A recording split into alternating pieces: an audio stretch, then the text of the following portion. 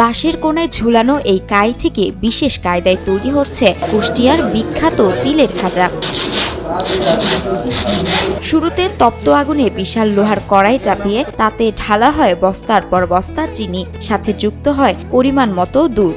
এই তিলের খাজাটা প্রথম ধাপে দিয়ে আমরা চিনিটা জ্বালানোর পরে এটা একটা শিরা হয়। বড় বড় কড়াইয়ে কয়েক ঘন্টা জ্বালানো হয় সেই চিনি। অনর্গল নাড়াচাড়ার পরে জমাট বাঁধা সেই চিনি সোনালী রঙের কাইয়ে রূপান্তরিত হয়। এরপর কাঠের আকড়ায় ঝুলিয়ে টেনে টেনে শুরু হয় খাজা তৈরির প্রক্রিয়া। চিনিটা জ্বালানির পরে এখানে তুলে টাইনে সাদা করা হচ্ছে। শিরাটা ঢেলে হাফ ঠান্ডা হলে গাছের সাথে একটা শিং আছে, ওখানে টেনে সাদা করে। বিশাল আকার এসব কাই কেটে ছোট ছোট খণ্ড করে দুই দিকে দুইজনে মিলে শুরু করেন টানা হেঁচড়া। এখান থেকে কেটেলি যাবে, দুই মিস্ত্রি কেটেলি যাওয়ার পরে হাতে টেনে খাজা বানানো হবে। কিছু সময় পরেই লম্বা করে বিছিয়ে কাটা হয় বিভিন্ন আকারে। এরপর তাতে তিল মিশিয়ে তৈরি করা হয় কুষ্টিয়ার বিখ্যাত সেই তিলের খাজা। পরবর্তীতে তা গ্রাহকের হাতে তুলে দিতে প্যাকেটজাত করা হয়।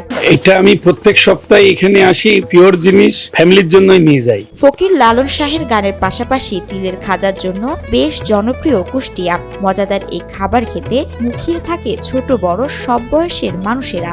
কোনো এক কিলো ভেজাল নেই, এই জন্য সাইজও বললো রায়ের মজার তিলের খাজা খায় দেখলে মন কি মজা। তিলের খাজার কারখানায় থাকে বস্তা বস্তা চিনি, সেই চিনি থেকে বানানো হয় তিলের খাজা। তবে এই খাবার বানাতে লাগে সময় ও ধৈর্য। প্রতিদিনই এই খাজার প্যাকেট নিতে কারখানায় হাজির হন বিক্রেতারা। আমি এই খাজা কিনতে আসি, এগুলো বিক্রি করবো, গ্রামে গ্রামে ঘুরে ঘুরে বিক্রি করবো, মাইক দিয়ে ভ্যান দিয়ে। পথে ঘাটে পাওয়া এই খাজা পিস হিসেবে কিনলেও বিক্রেতারা কারখানা থেকে এই খাজা কেনেন কেজি হিসেবে। প্রতি কেজির দাম পড়ে 220 টাকা। আমরা কিনি 220 টাকা নেয়, আমরা কেজি হিসাবে।